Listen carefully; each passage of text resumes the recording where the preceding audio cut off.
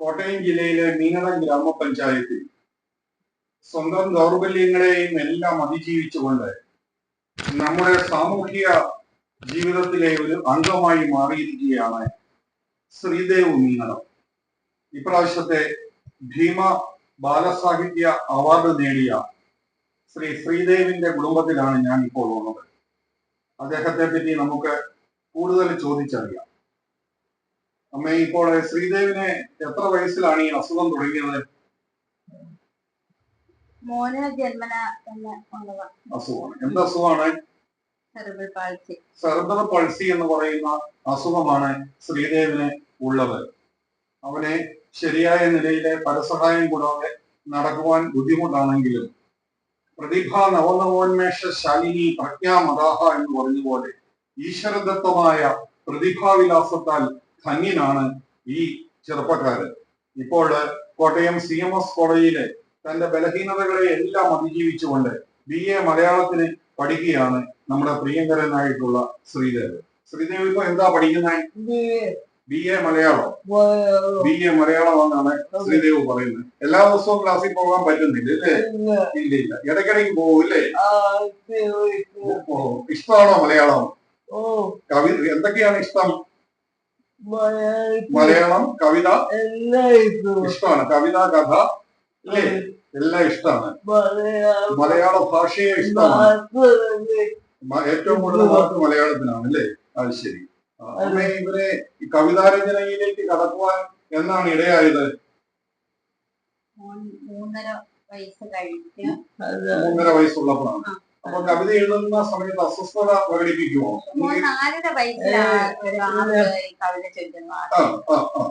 കവിത എഴുതാൻ നിർബന്ധിക്കുമായിരുന്നോ? ഇല്ല, നിർബന്ധിക്കുമല്ല. മോന് 4.5 വയസ്സിലൊരു 6 വരെ കവിത ചൊല്ലി. അത് കഴിഞ്ഞിട്ട് 2 ആഴ്ച കഴിഞ്ഞപ്പോ കസരയിരുന്ന ആ വരികൾ തന്നെ വീട്ടിൽ ചൊല്ലി. ഞാൻ ചോദിച്ചു, എന്താ മോനിത് എങ്ങനെയാ ഈ കവിത എവിടുന്ന് കേട്ടതോ? കൊച്ചിന്റെ അച്ഛനോ ചേട്ടനോ പറഞ്ഞു കൊടുത്തതായെന്ന് ഞാൻ അറിയാം. പക്ഷെ അല്ല, അങ്ങനെ മോൻ പറഞ്ഞു ഞാൻ ഉണ്ടാക്കിയ അത് ഞാൻ എഴുതി വെച്ചു. ഞാൻ ഇവിടെ ഒരു കൊണ്ട് പേപ്പറായിട്ട് പച്ചക്കറി പോകാനായിട്ട് എഴുതി വെച്ചത്. ആ പച്ചക്കറിയുടെ ലിസ്റ്റിന്റെ 6 വയസ്സിൽ ഞാൻ എഴുതി വെച്ചത് പെൻസിലിന്. അതിനുശേഷം ഒരു 6 മാസത്തേന് മോന് ഒന്നും പറഞ്ഞൊന്നും കേട്ടില്ല. 6 മാസം കഴിഞ്ഞപ്പോ ഞാനൊരു കഥ പറഞ്ഞ് ചോറ് കൊടുത്തപ്പോ മോൻ പറഞ്ഞു, അമ്മ ഇപ്പൊ പറഞ്ഞ കഥയിൽ തെറ്റുണ്ട്.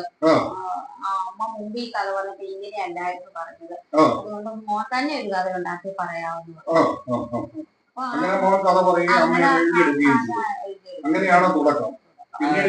പിന്നീട് നിർത്തിയിട്ടില്ല. പിന്നെ രാത്രി 12:30 ഇല്ല, 1 മണി 2 മണിക്കൊന്നും ഇല്ല. ഒരു എല്ലാരും ഉറങ്ങി കഴിയുമ്പോ ഒരു നിശബ്ദതയുണ്ട്. അപ്പൊ ആ അന്തരീക്ഷമാണ് ഇങ്ങനെ എഴുതാൻ ഏറ്റവും ഇഷ്ടം. അപ്പൊ അതുകൊണ്ടാവാം രാത്രിയിലൊക്കെ കിടന്നു കഴിഞ്ഞാൽ മോൻ ഉറങ്ങാതെ കിടക്കും. ഞെളിപിരി കൊണ്ട് എന്തോ അസ്വസ്ഥത പോലെ കാണിക്കും. ഞാൻ ചോദിക്കുമ്പോ പറയും, എനിക്കൊരു കവിത വരുന്നുണ്ട്, അല്ലെങ്കിൽ ഒരു കഥ വരുന്നുണ്ട്, അത് എഴുതണം. അങ്ങനെ എഴുതും. അമ്മ സന്തോഷകാരിയായിട്ട് എപ്പോഴും മോന്റെ കൂടെയുണ്ട്. എപ്പോഴും കൂടെയുണ്ട്. അവന്റെ ജീവിതത്തിലെ എല്ലാ നിർണായക നിമിഷങ്ങളിലും അമ്മയാണ് അവന് ഏറ്റവും ഉത്തമ സുഹൃത്തായിട്ട് നിൽക്കുന്നത് അല്ലേ? അതെ. അമ്മയെ ഏറ്റവും ഇഷ്ടമാണോ മോനെ? അച്ഛനും ചേട്ടനും ഒക്കെ ഉണ്ട്. എല്ലാരും കൂട്ടാണ്. മോനിപ്പോ എത്ര കവിതാ സമാഹാരം എഴുതിയിട്ടുണ്ട്? അത് ഞാനിപ്പോ എണ്ണി നോക്കിയിട്ടില്ല. എനിക്ക് തോന്നുന്ന ഒരു 400-നടുത്ത് കവിതകൾ എഴുതിയിട്ടുണ്ട്. പ്രസിദ്ധീകരിച്ച കവിതകളൊക്കെ ഒന്ന് കാണിക്കാമോ? കാണിക്കാം. ഓരോന്നായിട്ടൊന്ന് എടുത്ത് കാണിച്ചു. എന്നൊക്കെയും പറഞ്ഞ് കവിതകള് മാത്രമായിട്ട് കഥകളും ഉൾപ്പെടെയുള്ള ബാലസാഹിത്യ കൃതികളെല്ലാം ഉണ്ട്. ഒന്ന് കാണിക്കാമോ? കവിത എല്ലാം ഒന്ന് നേരെ കാണിച്ച്. ആ കവിതയുടെ പേരെന്താണ്? പിന്നെ മഞ്ഞു വീണ പൂക്കൾ. പിന്നെ യുവവനം. അതൊരു നോവലാണ്. പിന്നെ ബാലസാഹിത്യ നോവലാണ്. പിന്നെ മുത്തശ്ശി പറഞ്ഞ കഥ. മുത്തശ്ശി പറഞ്ഞ കഥ ഇത് കുട്ടികൾക്കുള്ള നോവല്. കുട്ടികളുടെ പറ്റത്തില്ല. നോവലാണ്. കാരണം കുട്ടികൾക്ക് വായിച്ചത് അത്ര മനസ്സിലാകത്തില്ല. നല്ലൊരു. പിന്നെ മാനചിത്രങ്ങള്. ഇത് കഥകള് തന്നെ. മാനചിത്രങ്ങൾ കഥകള്. ഇനി 2-3 പുസ്തകം കൂടി ഉണ്ട്. അത് പല കവിതകളും 400ഓളം കവിതകളുണ്ട്. സാമ്പത്തികമായിട്ട് ഉള്ള പൈസ മുഴുവൻ കുട്ടിയുടെ പഠനത്തിന് വേണ്ടി അതുപോലെ തന്നെ അവന്റെ പുസ്തകത്തിന് വേണ്ടിയുമാണ്. മാതാപിതാക്കള് ഫിസിയോതെറാപ്പിക്ക് വേണ്ടിയാണ് കൂടുതലായിട്ടും പൈസകളെല്ലാം മുടക്കിയിട്ടുള്ളത്. ധാരാളം കവിതകൾ എഴുതുന്നുണ്ട്. ഇപ്രാവശ്യം മോനെ ഭീമ ബാലസാഹിത്യ അവാർഡ് കിട്ടുകയുണ്ടായി ഇല്ലേ?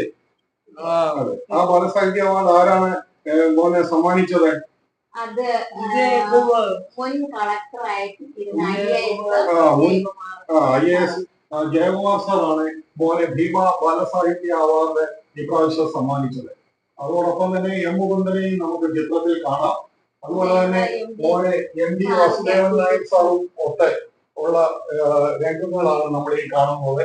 അതുപോലെ തന്നെ മലയാളത്തിന്റെ പ്രിയപ്പെട്ട കഥാകാരൻ M മുകുന്ദനെ മലയാളത്തിന്റെ പ്രിയപ്പെട്ട കഥാകാരനായിട്ടുള്ള കവിയായിട്ടുള്ള ശ്രീകുമാരൻ തമ്പി സാറ്, ഇങ്ങനെ ഒട്ടനവധി സാഹിത്യ പ്രതിഭകളിൽ നിന്നും അവാർഡ് വാങ്ങുവാൻ നമ്മളുടെ ശ്രീദേവിന് കഴിഞ്ഞിട്ടുണ്ട്. ശ്രീദേവിന് സന്തോഷമാണ്. ഇപ്പോൾ ഇനിയും കൂടുതൽ എഴുതണമെന്ന് ആഗ്രഹമുണ്ടോ? ആഗ്രഹം മാത്രമേ ഉള്ളൂ.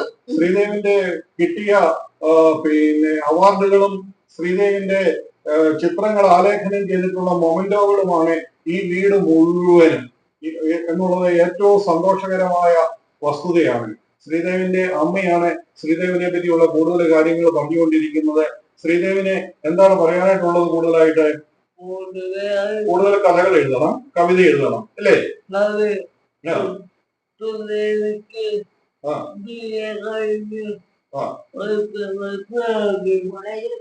കോളേജിൽ പഠിച്ച ഒരു നല്ലൊരു അധ്യാപകനാകണം എന്നുള്ളതാണ് ആഗ്രഹം.